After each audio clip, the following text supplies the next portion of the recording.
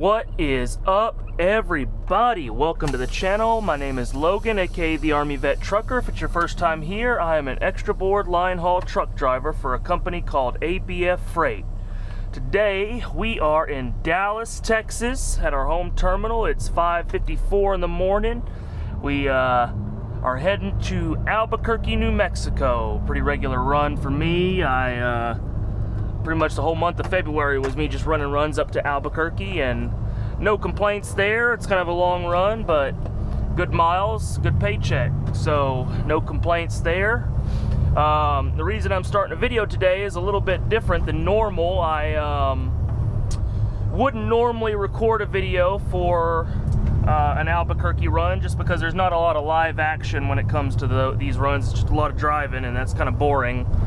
But I figured I would do a sort of Q&A video today. So I'm going to be reading off. I've got enough comments and questions from my videos that I feel like I've got enough to kind of do a video. And a lot of times you guys will ask me like simple onesies and twosies questions, and I'll answer them in the emails or in the comments, but that satisfies you. But you guys come up with some pretty good questions, and I'm going to try to be better about answering them in the videos. That way, like, it answers your question for you specifically, but if anybody else ever in the future thinks about that question, they can look back at the video or whatever, and they'll be able to see the answer to that question that you asked, however long ago that was. That's the good thing about YouTube, is this stuff stays up there until if I delete it, that's the only thing that makes it go away. So people can look back in time and kind of see a lot of these things don't really change too much. So,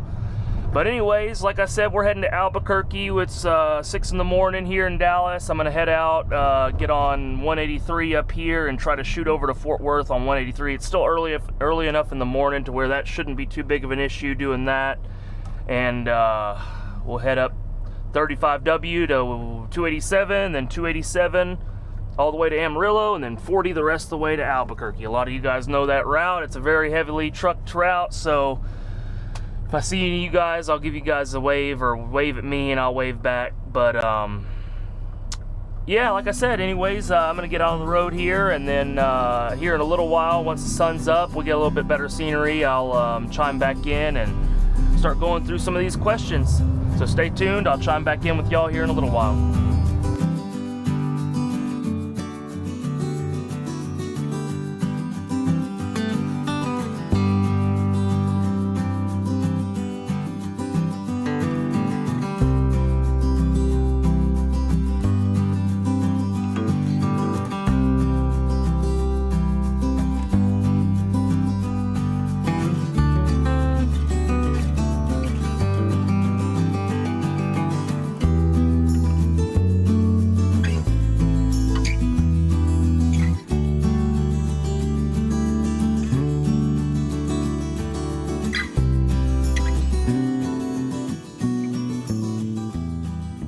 Just like that, here we are in Amarillo, Texas, just a little over halfway to Albuquerque. I'm stopped here at a little rest stop off I-40 here. It's just a couple miles away from the split from 40 to 287, right where 287 merges with 40.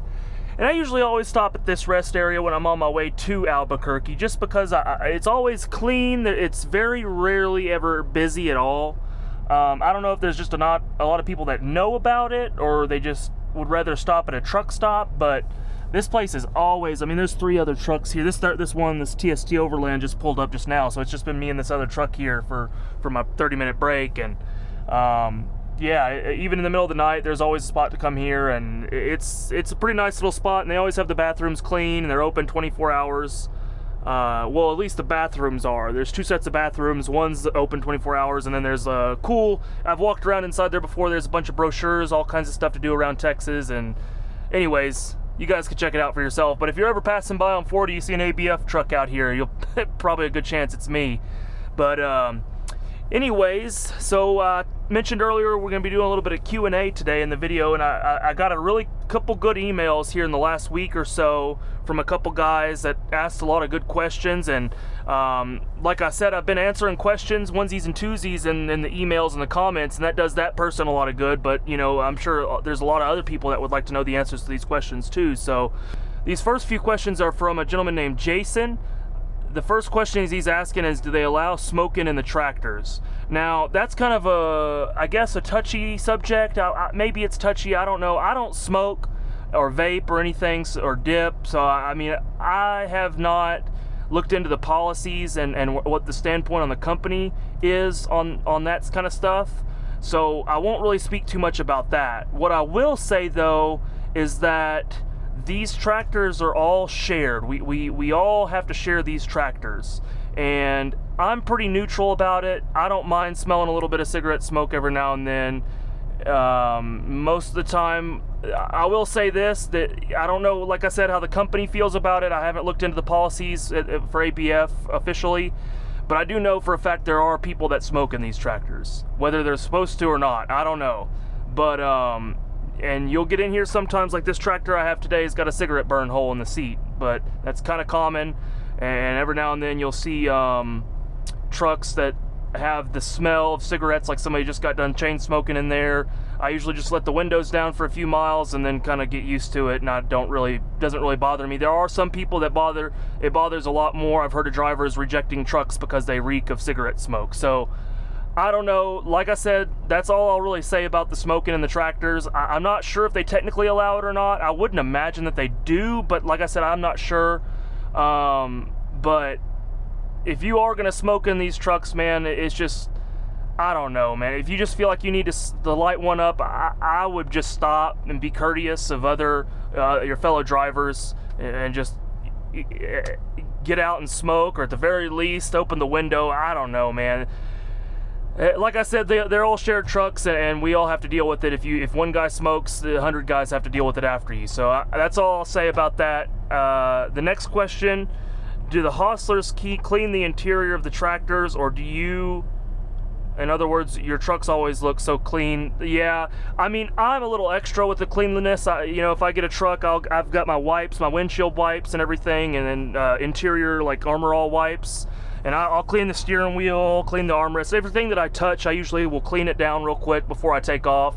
But as far as the hostlers cleaning it, whenever we come back into Dallas or Albuquerque or any of the larger terminals, it's technically their work, the guys that are working the fuel lane, to refill the wiper fluid, top off any fluids, and they do a quick rinse down of the truck. I'm not talking about a detail or anything, but they'll hose down the truck and scrub the windshields off at a minimum.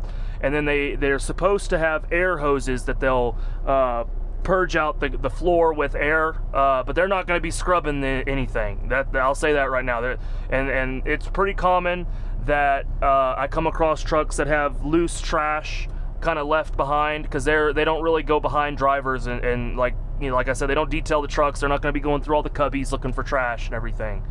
The main thing is that what I always do, as soon as I leave the truck and drop it off, I'm done with it for the day, I always take everything that I bring into the truck out. So I've got a trash bag here, all the trash that I accumulate during my run with that truck, I take it with me at the end of the day. And that's what I would like to see other drivers do, but a lot of other drivers don't do that. They leave stuff around. And I get it, people forget things, but there are some bad apples around that just literally leave these trucks trashed. And it's very rare that I come across one like that, but every now and then it does happen. But to answer your question, yes and no. The hostlers do a little bit of cleaning, but they don't like detail it. That's a lot of that's on the drivers. If you like to drive a trash nasty truck, then you can drive it. I mean, I've had them before where the steering wheel is just completely covered in grease because a hostler will be driving with his gloves on, you know, and that happens sometimes. So next question: are you required to take all the runs offered to you, or can you refuse a run and stay home?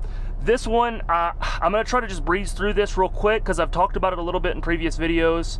So if you're the bottom man on the board, you just started, you've been there a week, there's nobody that you're going to be able to pass your runs to. If you get a call, you're going to have to go. If you're available to get a run and they call you on a call block, you're it. And unless you've got some excused absence or PTO requested, which if you're brand new, you're not going to have any PTO. So, but no, I mean, if you're brand new, you're not going to be able to pass. But if you've got a little bit of seniority, you know, within the first 6 months, you should have another couple guys below you. First couple years, you know, I've been here 2 years and I've got almost 20 guys under me, and I'm in a pretty good spot now on the board being here 2 years. So pretty much anytime, there's every now and then I can't pass, but pretty much I'd say 80% of the time when I get a call, I have the option to pass if I want to, and that would mean that whatever options that they present to me when they call, I can pass, and that would send them to the next driver in the queue that's available to work. And that would mean that I would just pretty much go to the front of the line with the people that passed in that call block, and then join the line that people, and the next call block that comes around, I'll probably get a call again, most likely. So to answer your question, yes, you can pass on runs if you've got guys below you in seniority. Next question, if you arrive at a hotel and it is unsanitary or unsafe, can you choose a different hotel? Yes, absolutely. There is very specific language in our master freight agreement from the union and the company that dictates everything that goes on in the hotels, you know, all the way down to the curtains have to be able to fully close and not let light through. The air conditioner has to work, the plumbing has to work. It goes in very depth. I'm not going to get into all of it, but yes, there's very specific wordage in the contract about the hotels, and if there's ever any issues with the hotels, it's very easy. I've had a couple things before, like El Paso. I stayed at I don't even know, I think it was a Super 8 or a Days Inn or something, cheap hotel. It was the only option that I had. That was one of the options that ABF typically uses there in El Paso, because it was late at night on a weekend. So I got there and there was bugs everywhere in the hotel, and I just called dispatch, and they got me, they were able to call me an Uber, sent me to a complete other hotel, like some, I think it was a Hampton Inn. It was great. And then as soon as I got to the next hotel, I called them and they restarted my 10-hour rest. So yes, to answer your question, absolutely. If you come across a hotel room that is disgusting or unsanitary, unsafe, you can either request another room or request to go to another hotel. A lot of drivers don't even go through dispatch. They'll just start calling hotels that accept CLC and then go that route. But a lot of our terminals have set hotels that they prefer you to go to. Like Albuquerque has a hotel, the one hotel that they have a contract with, and Ramada in Albuquerque is probably one of the less good hotels, but they are generally not terrible. The AC always works, fridge, microwave always works, barely, and then the beds are, you know, usually clean. But yeah, so answer your question, yes, you can change rooms. So those are all the questions from Jason. Another gentleman named Mike asked a few questions. So it looks like Mike's going to be trying to work in Dayton. I don't know a lot about Dayton, so I don't really have too much to say about it, but what the heck is this guy doing? Interesting setup they've got there. I don't know where they're going, but I just hope they're not in my way. I love the things you see around here. So Mike asks, do you know if Dayton is a wheel or a hog board? I do not know. And for those of you that don't know the difference between a wheel and a hog board, a wheel board is a general, like if you think about how a queue works, you get in line, you wait your turn, it's kind of like that. Like if you are at Subway, there's 5 guys ahead of you, the person at the desk is going to help each person in the order that they got in line. Now that's a wheel board. A hog board is more seniority based. Say you go to the cafeteria at your company and there's 5 guys in front of you, you get in line, you're number 6, and then another guy comes behind you. Well, he's been working there for 5 years and you've been working there for 2, so he cuts you in line. So that's basically how a wheel and hog board works. But to answer your question, Mike, I couldn't say. I'm not sure how Dayton's board works. You'll have to probably network with a driver out of Dayton. I don't know of any drivers out of Dayton. I think I might actually know 1 or 2. So yeah, I might be able to resource something, but I'll get with you later in another email and see if I can't network something to get you an answer on that. But moving on, next question he asks is a really good one. Does ABF provide free uniforms or offer some that can be purchased? So as road drivers for ABF, there's no uniform policy. Now, most of the drivers that I run across wear either jeans and a t-shirt. That's what I wear. Cargo pants, cargo shorts. I wear a Carhartt t-shirt, but I wear carbon toe boots, but I've seen drivers wearing tennis shoes. I dress accordingly, you know, in case no matter what happens, I'm prepared. I'm not really the guy to wear like slides or flip-flops while I'm out trucking and you know, gym shorts or whatever. So, but I get that if we're in the trucks for hours and hours, it's good to be comfortable too. So I definitely can see both sides. But yeah, as far as the uniform thing goes, they don't have a uniform policy for road drivers. City drivers do have a uniform policy because they're directly interacting with the customers. But road drivers, they don't really care too much what we wear. We can wear whatever we'd like. I would assume that if you're wearing stuff that's disrespectful or distasteful, and you know, you're at a truck stop and you're hopping out of an ABF truck with something disrespectful or, you know, whatever on, they might have an issue with that if you get complained about. But I mean, I've seen some pretty, I'm not going to say unprofessional, but borderline guys here on the road for ABF with beards all nasty and hair all nasty. Yeah, that's all I'll say about that. You're not required to wear a uniform. However, if you do like to wear ABF or Teamster apparel while you're driving and represent the company you work for or the Teamsters, most local unions, my local union 745, they sell a lot of apparel there at the union.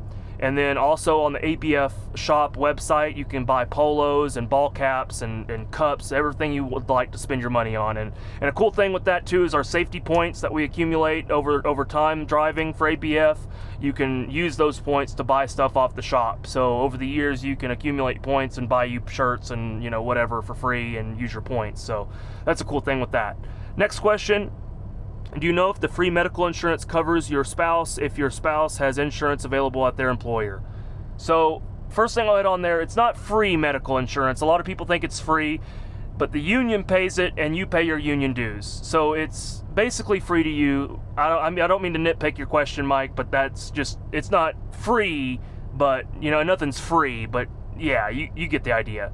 But yes, your spouse and kids are always going to be dependents, and spouse are always going to be covered under the medical Blue Cross Blue Shield team care that we get through the union. And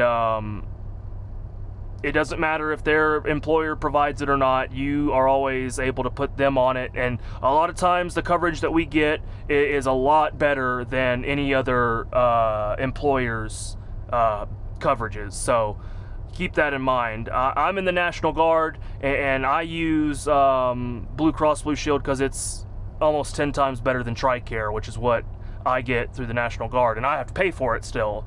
Granted, it's a lot cheaper than, you know, paying without just up front, but still, it's a lot more than I have to pay for Blue Cross Blue Shield through my union dues. So anyways, yes, to answer your question, you could put your spouse on there even if they have other coverage through their employer.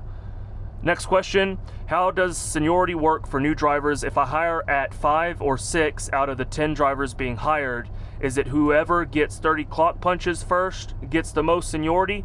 So no, ABF goes by your hire date. Now, if you all hire on the same date, which is rare, I've never, like Dallas, that never happens. Maybe at like a larger terminal like Dayton, like you're trying to go on to, they might have a couple of drivers start on the same day.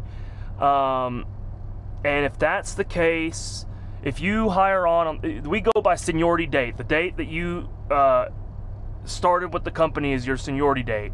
It's usually, it depends on, like for me, my seniority date was the day I did orientation. It wasn't the day I did my first run. So, but that could change based on your terminal and your terminal manager and how they document your seniority date. So, now if I had to guess, I'm not sure for 100%, if I had to guess, if you hired on the same date with another person or more people, it would be whoever completed a run for ABF first. Whoever completed that first run, that tour, and you earned your seniority date by that completing that first tour for ABF. That would be your seniority, you know, time basically. And if you beat the guy that you hired on with, then you're higher seniority than him by a day, which doesn't, I mean, that makes a big difference. You know, one guy below you means a difference sometimes if you can pass or not. But yeah, to answer your question, we don't do the 30 clock punches or anything. It's usually seniority date, and it's very rare that I see more than one guy hire on at the same date, but if that's the case, it's usually who would complete the first run first, if I had to guess. And then last question, do you know if all the drivers in your area are staying busy? We're extremely slow at FedEx. Yeah, this time of year right now, I don't know when y'all are watching this video, but right now it's March. I know February and January, I've been seeing all the videos. It's pretty cool over there. C7, C5, Globemaster, landed at the Amarillo Airport. Yeah, no, FedEx been furloughing drivers. I don't know what's going on over there, but ABF's been busy. There was a couple weeks in February where things were kind of slow. I think the longest I waited for a call was maybe like 12 hours. I went on ATO and then went back available, and I think I missed like maybe 6 call blocks, and then I still wound up getting a call. So I know that at one point, our new drivers, I think that they sat for like a week. And that can be kind of hard on new drivers if you're still struggling to get the phone calls. So I think our board got all the way up to like 40 something, which is very high for the amount of people. But I think that it wasn't a freight issue. I think that we were having some issues with our converter gears and our tractors and all of our equipment being, you know, overpopulated at some areas and then underpopulated. Like Dallas, we didn't have enough gears to string sets, and they're not going to send out drivers if they can't string sets. So sometimes that happens. Sometimes things get slowed down and it takes them a while to clear it back out. So that was, I think, the culprit a couple weeks in February. But generally we've been busy, and generally our board stays exhausted in Dallas at least, you know, once or twice a week. So but yeah, I can't speak to Dayton. I don't know exactly. I'm sure they're busy too. ABF is generally one of the companies that are pretty good about keeping drivers busy, but no matter where you go, there's a chance that you're going to sit. So, but yeah, that answers all the questions that I had written down from these two guys, and there's a lot more questions in my comments, and I'm going to try to be better in the future about answering questions as they come in, writing down questions as they come in, and then trying to talk to them in videos. So with all that being said, guys, I'm gonna hit the road, get back out to Albuquerque. If you guys have any questions that you'd like to ask and like me to talk about it in a video, feel free to shoot me an email, drop it in the comments below, and yeah, and we'll go from there. So that being said, I'll catch you guys here in a little bit.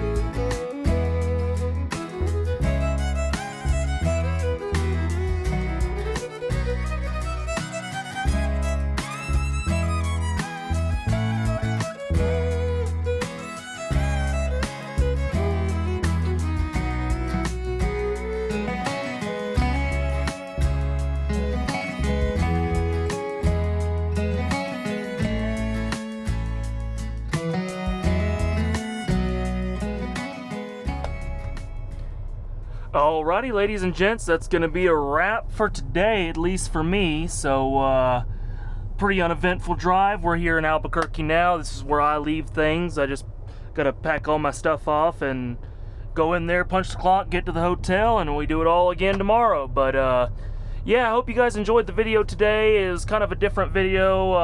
Like I said, this run from Albuquerque from Dallas is just kind of boring, not a lot of live action, just a lot of driving, and kind of made it a little bit more interesting with some Q&A. Like I mentioned earlier, if you guys have any questions or comments, feedback you'd like to offer up, make sure you drop them in the comments below. I'll try to make more videos like this in the future if you guys like it. If not, then I'll just keep, you know, answering questions on a one-by-one basis, but you guys will just have to let me know. But with all that being said, guys, I'm going to wrap the video up here. I'm going to get to the hotel, get to bed, and going to be an early morning tomorrow. So anyways, if you guys like the video, you know what to do. Smash that like button. If you are enjoying the type of content that I'm making, then make sure you smash that subscribe button. It's free to you and it means a lot to me. And last but not least, if you guys, like I said a minute ago, have any questions, comments, feedback you'd like to offer up, just drop them down in the comments below. And if you'd like to talk on a more one-on-one basis, my email is always in the description. With all that being said, guys, I'll catch you in the next one.